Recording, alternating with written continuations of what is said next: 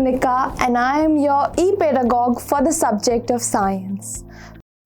Wandering seeds. Plants cannot move around. Once they grow, they remain in the same place. But their seeds are great travelers. They can reach far and wide. Look at the picture 1 on the next page and see the flying seeds. तो बच्चों अब हम कुछ ऐसे seeds के बारे में पढ़ने जा रहे हैं जो हमें ये बताता है कि प्लांट्स तो स्टेशनरी होते हैं. प्लांट्स, ट्रीज जितने भी हम अपने आसपास देखते हैं वो चल नहीं सकते, पर वो अपने सीड्स को बहुत दूर दूर तक पहुंचा सकते हैं और इसीलिए उन्हें कहा जाता है great travellers. Let us look ahead students and find out how are seeds able to do this. So picture 1 will tell you the flying seeds. तो बच्चों ये सब आपने बहुत अपने आसपास देखा होगा. इसको हम बहुत अलग कॉमन नेम से भी जानते हैं. ये जो वाइट स्ट्रक्चर्स हैं ये सीड्स होते हैं बच्चों, और ये कितनी बार हमने आसपास उड़ते हुए देखे हैं. Then we have picture 2 students. तो picture 2 में something is special. वो थोड़ा सा स्टिक करता है, स्टिकी होता है. तो जब भी इसके ऊपर कोई इंसेक्ट बैठता है वो इस सीड को अपने साथ ले जाता है. अब जहाँ जहाँ वो इंसेक्ट जाता है वो सीड भी वहीं जाता है बच्चों. तो हुआ ना ये भी एक travelling seed. Have you ever seen any seed that can fly? तो बच्चों मैंने देखा है यही वाइट वाला, और मेरे घर के पास इसको बोला जाता है बुढ़ी के बाल. तो ऐसे बहुत सारे नेम्स आप भी रिलेट कर सकते हैं students. What is it called in your area? I just answered your question, students. You can write your own names here.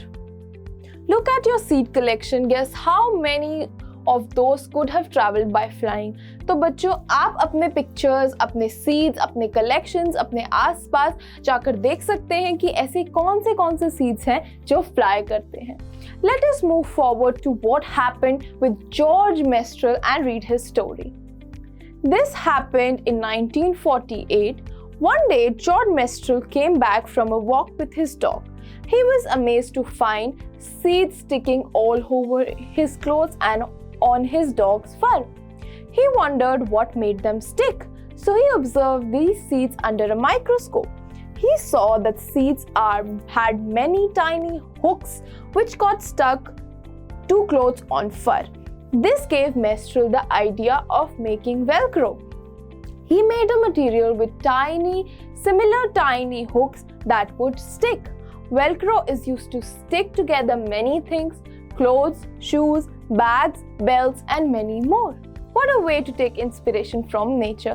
तो बच्चों जॉर्ज मेस्ट्रल जिन्होंने वेलक्रो को डेवलप किया था, आई एम श्योर बच्चों वेलक्रो आपने अपने बहुत सारे फुटवियर्स और जिप्स की जगह बहुत जगह यूज करी होगी टू क्लोज थिंग्स. उसके अंदर क्या होता है बच्चों, although it is inspired from nature but it is a man-made product made by George menstrual, जिन्होंने क्या देखा कि एक दिन वो अपने डॉग के साथ बाहर गए और जब वो घर आए तो उन्होंने देखा बहुत सारे सीड्स ऑल ओवर उनके कपड़े और उनके डॉग के कपड़े पर जमा हुए थे.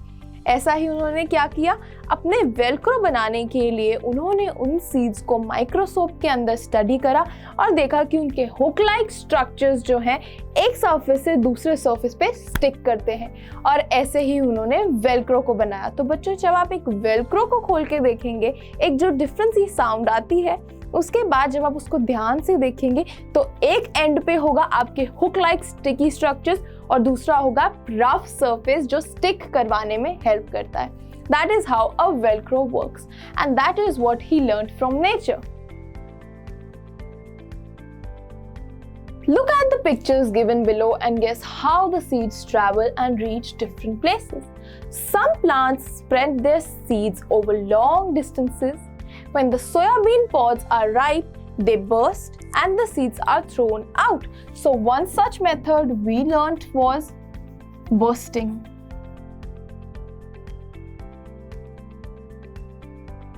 तो बच्चों जैसे कि सोयाबीन के केस में हमने देखा कि जब वो राइप हो जाते हैं, पक जाते हैं, तो वो अपने सीड्स को इतनी ज़्यादा फोर्स से फाड़ते हैं, बर्स्ट करते हैं, जिससे क्या होता है वो डिफरेंट जगह पर पहुंच जाते हैं. डिफरेंट जगह पे पहुंचने को हम एक और टर्म बोलते हैं बच्चों, जो हम at the end of this particular section discuss करेंगे. Think what would happen if seeds did not spread and remained at one place only. Make a list of different ways by which seeds are spread. तो बच्चों जब एक plant अपने seeds को different जगह पर travel करवाता है, उसके बहुत सारे बेनिफिट्स होते हैं, बट जिस प्रोसेस के बारे में हम पढ़ने जा रहे हैं that is known as pollination students, और बर्स्टिंग ऑफ सीड्स उसी का एक मेथड है। तो बच्चों ये अपने आसपास आप सीड्स को देखकर भी पता लगा सकते हैं, and you can also follow our list here कि पॉलिनेशन यानी कि अपने सीड्स को स्प्रेड करना होता कैसे है। आप अपनी लिस्ट में देख सकते हैं बच्चों आपने क्या लिखा है, and you can also compare it to mine. तो बच्चों pollination can happen by wind, by water, by animals, and sometimes in very few cases by humans. तो बच्चों पहले हम देखते हैं कि विंड कैसे किसी चीज को पॉलिनेट करा सकती है। इस सब को जाने से पहले बच्चों पॉलिनेशन भी दो टाइप्स का होता है। बहुत केसेस में एक प्लांट अपने अंदर ही पॉलिनेट करता है, जिसे हम कहते हैं सेल्फ पॉलिनेशन, जिसके अंदर वो अपने एक सीड को दूसरे पार्ट ऑफ द प्लांट में उसी प्लांट में भेज देता है। Whereas जिसके बारे में हम पढ़ने वाले हैं वो है क्रॉस पॉलिनेशन, जिसके अंदर एक प्लांट अपने सीड को ट्रैवलर बना के बहुत सारी जगह भेजता है। तो बच्चों सबसे पहले हमें देखना है विंड से। कुछ ऐसे सीड्स जो बहुत लाइट होते हैं, दे travel with the flow of wind, जैसे कि हमने पिछली पिक्चर्स में देखा था। तो बच्चों जब बहुत तेज हवा चल रही होती है तो ये सारे सीड्स जो होते हैं विंड के बहाव के साथ, उसके फ्लो के साथ उड़ के डिफरेंट जगह पहुंच जाते हैं और पॉलिनेट होते हैं। Next we have water. तो बच्चों जब फ्लोइंग वाटर कहीं से बह रहा होता है और वो किसी भी प्लांट को टच करता है तो बहुत सारे केसेस में वो बहुत सारे प्लांट्स के सीड्स को अपने साथ पानी की स्ट्रीम में ले जाता है। इससे क्या होता है बच्चों, वहां से वो सीड निकल के बहुत सारी दूसरी जगह पर पहुंच जाता है और वहां पॉलिनेट होकर ग्रो करना शुरू करता है। Then we have animals। जैसा कि मैंने आपको वो स्टिकी प्लांट्स के केस में बताया था बच्चों, बहुत केसेस में ऐसा होता है कि बहुत सारे इंसेक्ट्स, फ्लाइज, बटरफ्लाइज ये जब प्लांट्स पर जाकर बैठते हैं तो उनके स्टिकी स्ट्रक्चर की वजह से उनके जो भी सीड्स होते हैं एनिमल्स के साथ स्टिक कर जाते हैं, चिपक जाते हैं, और फिर वो एनिमल्स या इंसेक्ट्स या कोई भी फ्लाइज जहां भी उड़कर जाते हैं, जहां भी ट्रैवल करके जाते हैं, वो सीड्स उनके साथ जाते हैं और रास्ते में कहीं ना कहीं गिर जाते हैं और वहां पॉलिनेट होकर ग्रो करते हैं।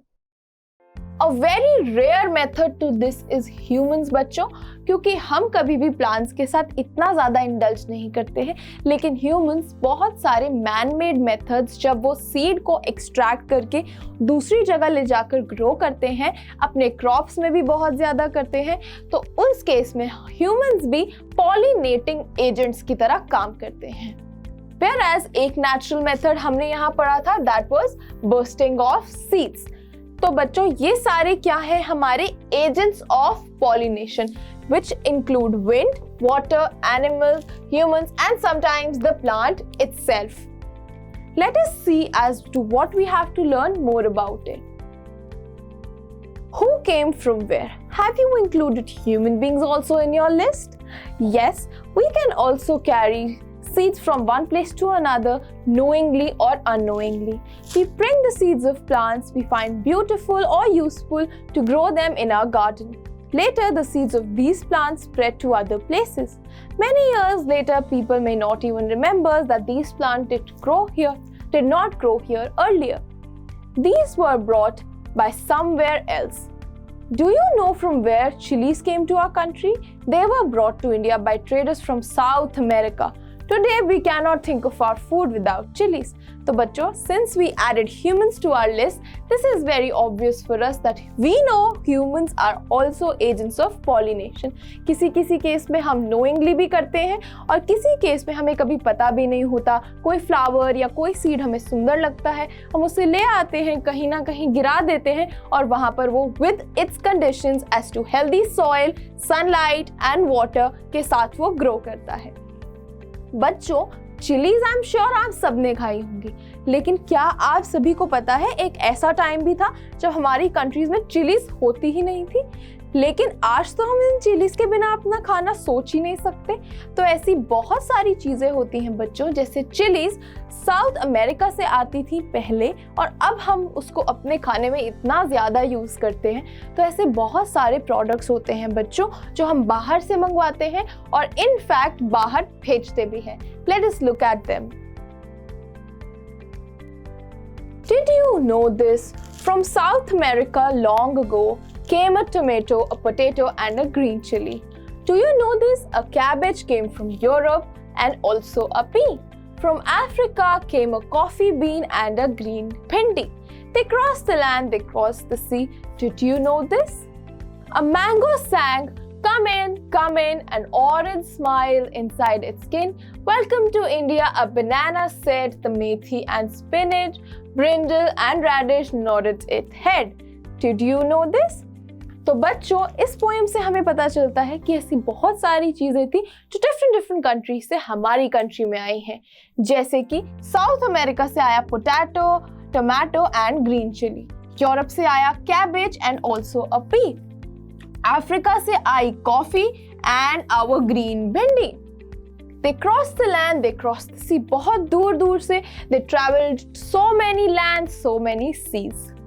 मैंगो ने कहा और ऑरेंज ने स्माइल करा inside its skin when they said welcome to India, as banana, orange and mango were already a part of us. The methi, spinach, brinjal and radish nodded its head. तो ये वो चीजें हैं बच्चों जो हमारी कंट्री में ऑलरेडी थी और ये वो चीजें हैं जो बाहर से आई। Let us look at the question and write our own answers. What all was grown in India long ago? Were mangoes and bananas grown here? What came from other countries? Imagine food without tomatoes or potatoes. तो बच्चों बहुत पहले India में बहुत अलग अलग तरीके की क्रॉप्स ग्रो होती थी, जैसे उसके कुछ एग्जाम्पल्स हैं टी, राइस, व्हीट। Whereas जब हमने बहुत ज़्यादा एडवांसमेंट देखी, हमने ये देखा कि ऐसी बहुत सारी चीज़ें हैं जो हम बाहर से बेटर क्वालिटी में ले सकते हैं, तो इन्हीं में से बहुत सारी चीज़ें हमने बाहर से इंपोर्ट करनी शुरू करी। याद रखिए बच्चों, जब हम किसी भी चीज़ को बाहर से मंगवाते हैं तो उसे हम कहते हैं इंपोर्ट, और किसी भी चीज़ को जब बाहर भेजते हैं तो उसे हम कहते हैं एक्सपोर्ट। तो बच्चों हमने देखा कि बहुत समय पहले मैंगोज और बनाना यहाँ पर ग्रो होते थे, लेकिन इसके साथ साथ हमने ये भी देखा कि अब हम मैंगोज की बहुत वाइड वैरायटी सर्व करते हैं, है ना बच्चों। गर्मियों में जब मैंगोज आते हैं तो I remember around 4 to 5 types of mangoes जो हम सभी ने खाए होंगे। Same is the case with banana students. अब हम बनानास अपनी कंट्रीज में ही ग्रो करते हैं और शुरू से हम बनाना अपनी कंट्री में ही ग्रो करते आ रहे हैं, बट उसकी ऐसी बहुत सारी वैरायटीज होती हैं स्टूडेंट्स, जैसे कोई राइप्ड होता है, कोई अनराइप्ड होता है, उसके बेसिस पे हम उसे इंपोर्ट और एक्सपोर्ट करते हैं। याद रखिए बच्चों, all this import and export is for quality. जहां हमें क्वालिटी अच्छी मिलती है वहां से हम उस चीज को इंपोर्ट करते हैं, और जो क्वालिटी हमें अच्छी नहीं मिलती उस चीज को हम एक्सपोर्ट भी करते हैं। What came from other countries? Imagine food without potatoes and tomatoes. तो बच्चों पहले के टाइम में टोमेटोज और पोटैटोज हम अपनी कंट्री में ग्रो नहीं करते थे। धीरे धीरे जैसे जैसे हमने उन्हें इंपोर्ट करना शुरू करा, हमने ये देखा कि इनको ग्रो करने के लिए क्या क्या चाहिए और फिर उसे हमने अपनी कंट्री में ग्रो करना शुरू करा। एंड आई एम श्योर आज आप सभी बिना टोमेटो और पोटैटो के अपने खाने को इमेजिन भी नहीं कर सकते। So students, in this chapter, as we have come towards the end, I would like to conclude with this thought that students, these seeds which are a part of our daily life, so relative towards us, it is so important for us to be aware about them. तो बच्चों जब भी आप अपने आसपास seeds को देखें, please do not harm them, and also you can also relate all of this content to your daily life, as to you can go in the kitchen, you can explore, you can observe, which is also a primary objective of learning EVS. तो बच्चों, keep exploring, happy exploring, and make sure you make a lot of tables and learn about a lot of seeds in your home. Thank you.